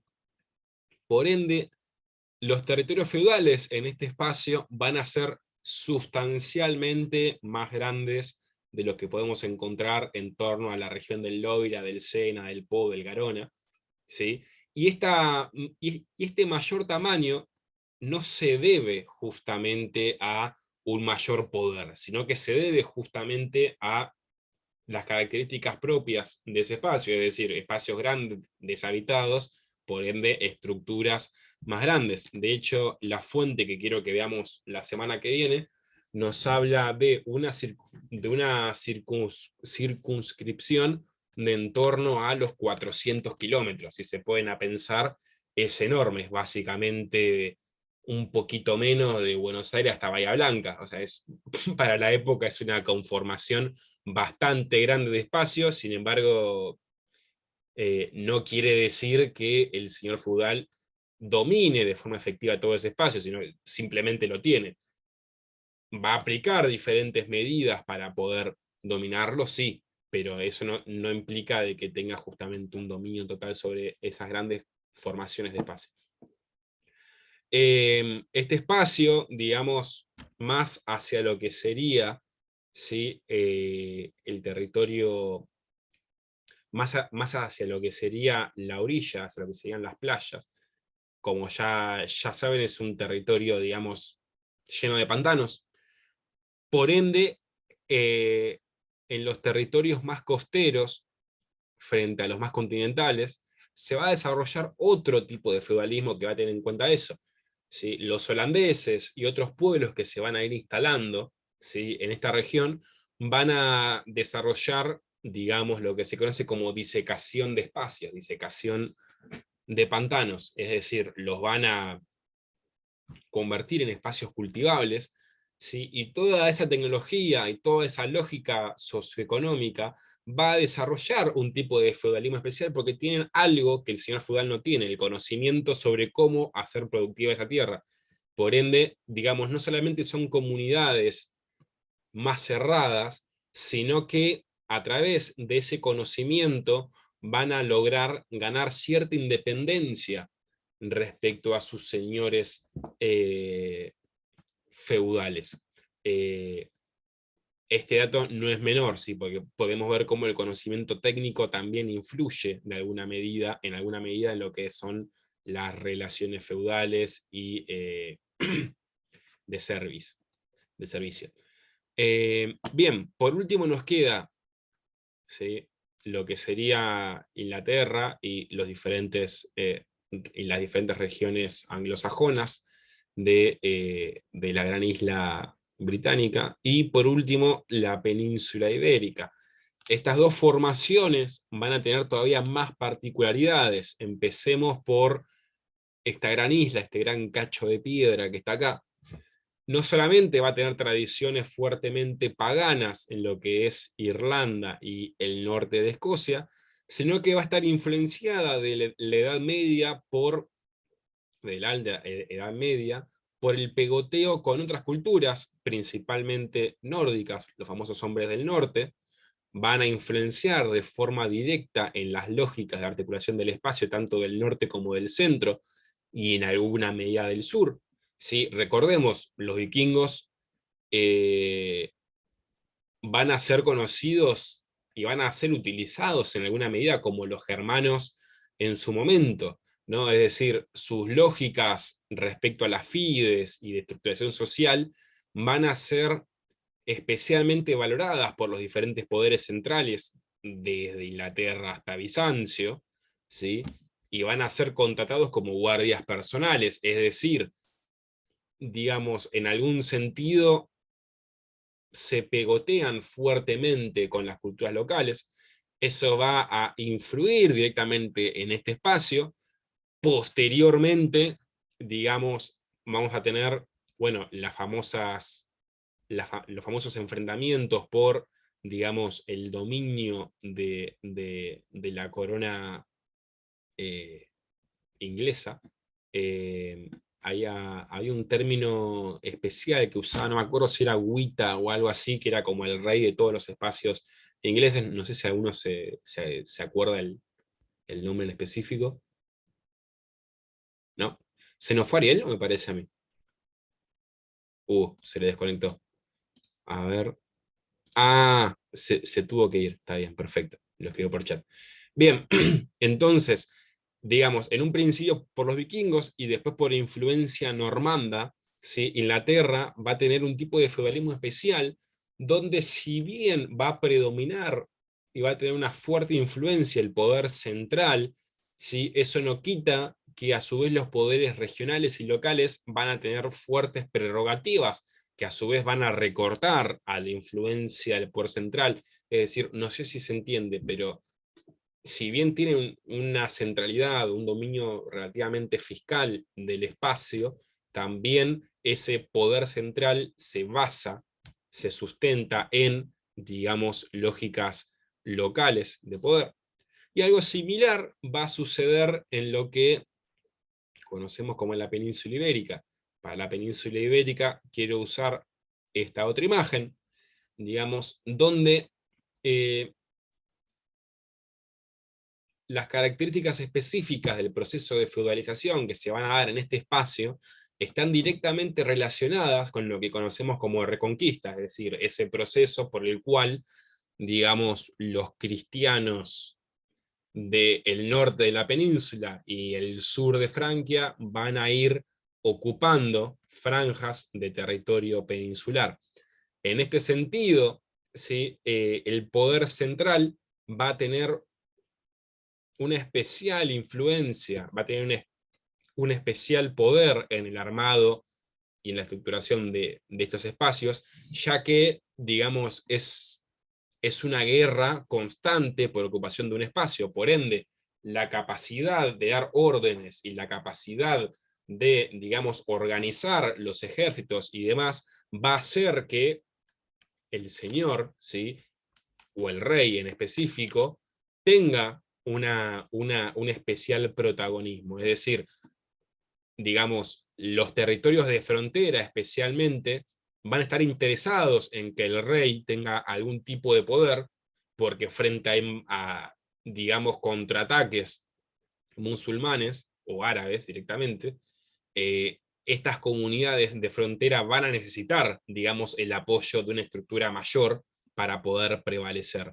Digamos, entonces la feudalización que sea en la península ibérica, digamos, también tiene sus fuertes particularidades en torno a que, más que algo estrictamente privado y algo que nos hable de una pérdida de poder central, justamente el feudalismo en esta península va a estar ligado al poder central y el aumento en algún punto del poder público. Es decir, van a haber grandes formaciones privadas, pero la interacción entre ellas y el rey, o los diferentes reyes, mejor dicho, van a ser fundamentales. No sé si se entendió más o menos esta idea,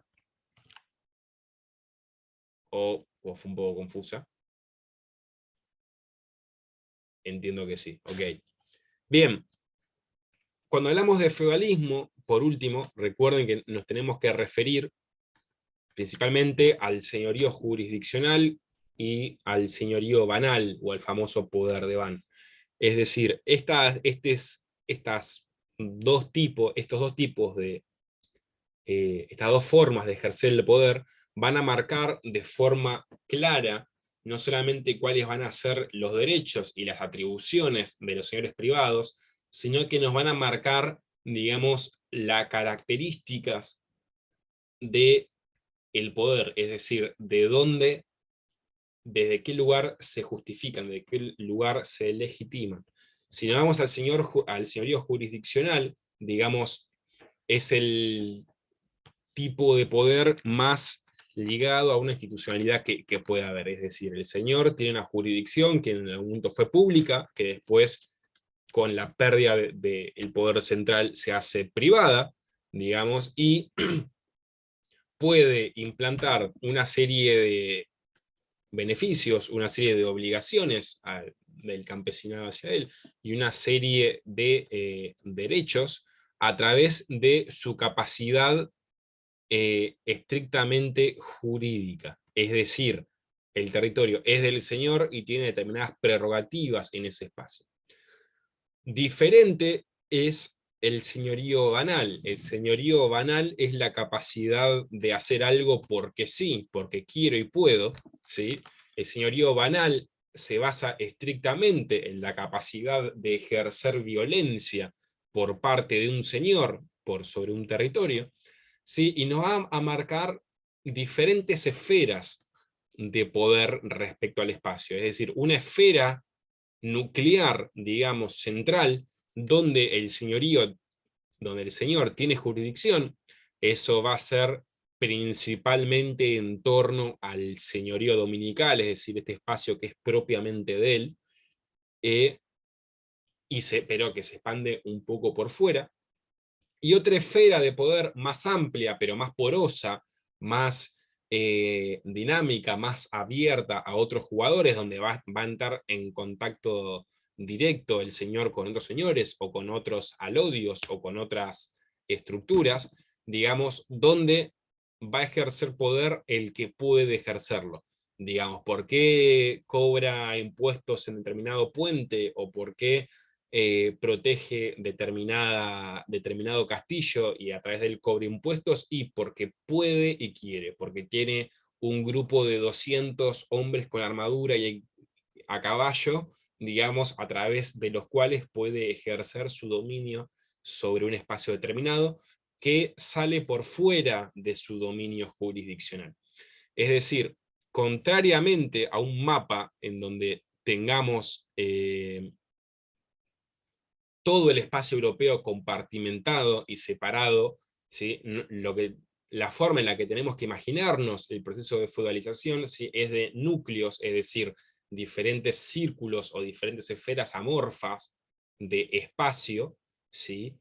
Diseminadas por el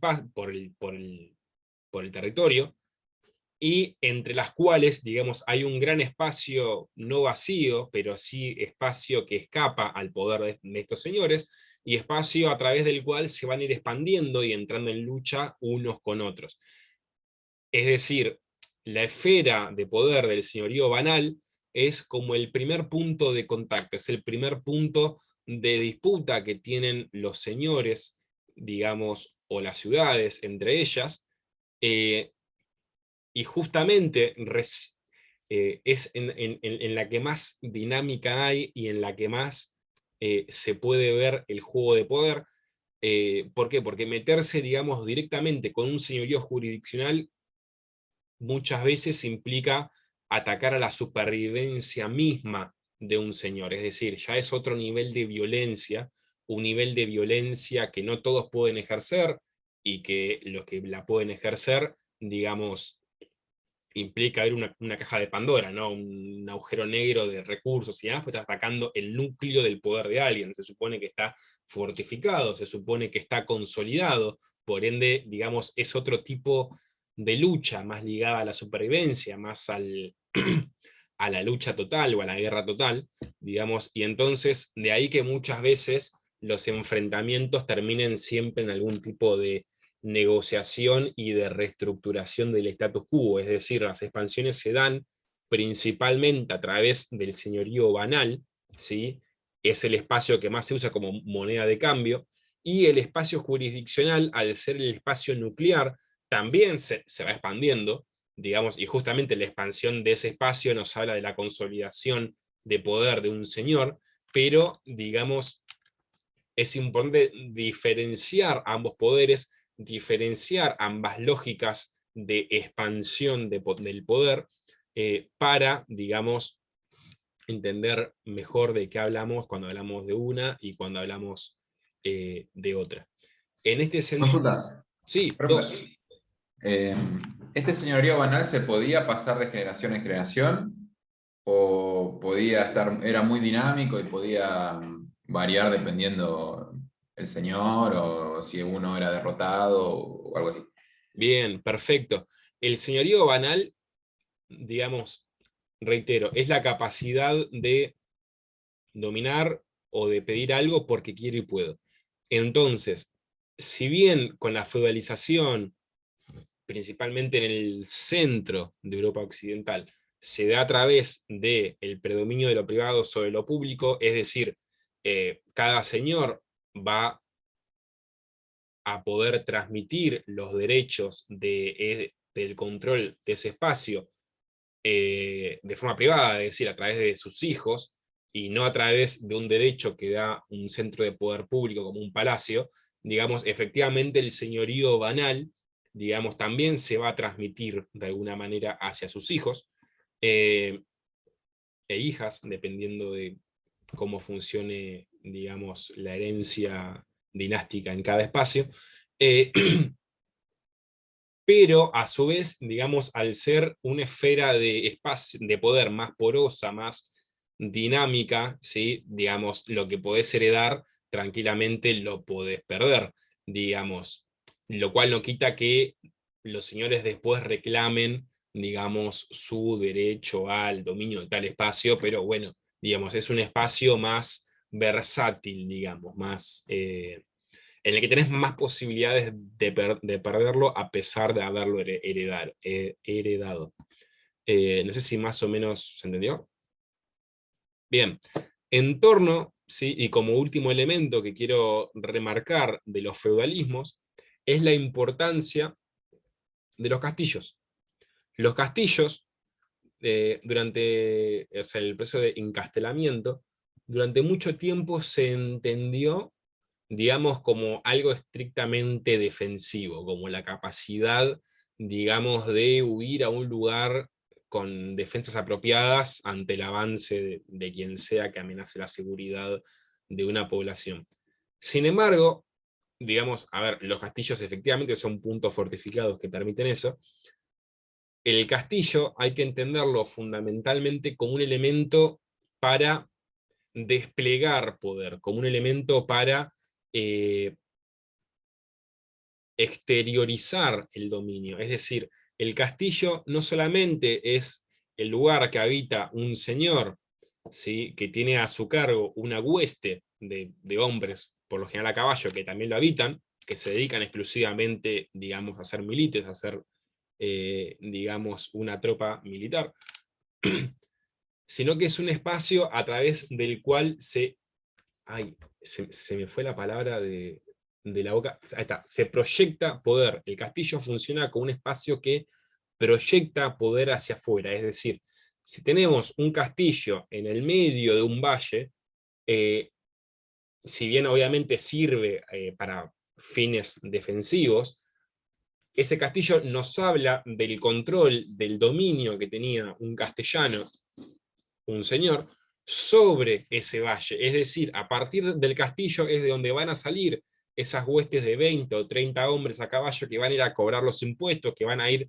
a reclamar las levas, que van a ir a reclamar las tasas de cobro en un puente o de lo que sea que cobren, ¿sí? Es decir, es un elemento más que hay que entenderlo de forma más ofensiva que defensiva. En este sentido, y que también nos habla de la plasticidad de lo feudal, ¿sí? No solamente hay que entender a estos milites, a estos hombres a caballo, como cobradores de impuestos de la tierra o de el levantamiento de levas, sino que también hay regiones como la de Champaña que tienen otra lógica, es decir, esos hombres no se encargaban tanto de cobrar impuestos sobre la tierra, sino que se encargaban, por ejemplo, de cuidar las rutas comerciales. ¿Por qué? Porque Champaña era una región que dependía toda su economía fuertemente de las ferias, del intercambio comercial, y para que haya un intercambio comercial mayor tiene que haber seguridad, por ende, los milites que habitaban los castillos de esa región se encargaban fundamentalmente de cuidar las rutas antes de andar persiguiendo campesinos por el campo. Es decir, en cada región el significado y la razón de ser de estas gentes va a ir variando. Sin embargo, bueno, esta privatización del poder y este mayor uso de los hombres a caballo para resolver, digamos, diferentes cuestiones relacionadas al poder, va a provocar, ¿sí? O sea, ambos procesos, tanto el de descentralización del poder como el de privatización del poder y la utilización de milites, de hombres a caballo, para ejercer el poder sobre el espacio, va a causar una mayor anarquía, va a causar un mayor caos que va a llevar justamente a las reformas gregorianas y a toda la cuestión de el código caballeresco y toda esta cuestión de la caballería, ¿sí? Es algo que nace para intentar domesticar, para poder, digamos, poner en caja a, a estos hombres a caballo, digamos, que antes que caballeros eran unos cuasi bandidos, digamos, e inspiraban terror en el campesinado antes que, digamos, una sensación de seguridad, y justamente a través del código caballeresco y todo este intento de domesticación, nos habla justamente de eso, de intentar que un grupo de personas, digamos, nivele su comportamiento, lo adecue a diferentes pautas ligadas a la necesidad de mantener un cierto status quo, un determinado orden, ¿sí? De hecho, ahí de vuelta, ¿no? ¿Por qué de repente en torno al siglo X y XI tenemos estas escrituras respecto al comportamiento, a cómo debería comportarse alguien? Y justamente por un intento de domesticar algo que para un determinado grupo no está funcionando bien. Pero bueno, todo esto vamos a terminar de verlo un poquito mejor la clase que viene, ya con la fuente en las manos. Bien, ¿hasta acá alguna duda, alguna consulta? ¿Estamos bien? Joya. Bien, la clase de hoy quería que sea solamente sobre un tema bien en concreto, que era feudalismo, ¿sí? El concepto de feudalismo y cómo lo podemos aplicar. Es algo que van a encontrar en todos los textos que hay para esta semana. Y bueno, nada, espero que se haya entendido. Cualquier duda, cualquier consulta que tengan, obviamente me pueden escribir y lo vamos viendo. La clase que viene lo vamos a cerrar con el trabajo sobre una fuente, digamos, y allá vamos a cambiar de tema nuevamente, vamos a verlo más en profundidad, más en específico, en otras regiones. Pero bueno, nada, eso era todo lo que tenía para ustedes hoy. Traté de que sea más sintético y más corto, porque bueno, Semana Santa, calculo que todos tienen sus cosas, o sea, no es un sábado normal. Así que bueno, nada, ¿alguien quiere comentar algo, preguntar algo? Bien. Bueno, Bueno, entonces ya los libero, los dejo ser libres por lo que nos queda de fin de semana. Nos vemos el sábado que viene. El video va a estar subido al campus por si alguien lo quiere revisar o lo que sea. Así que, bueno, estoy a su disposición para cualquier duda que tengan. Y nos vemos el sábado que viene. Chau, chau.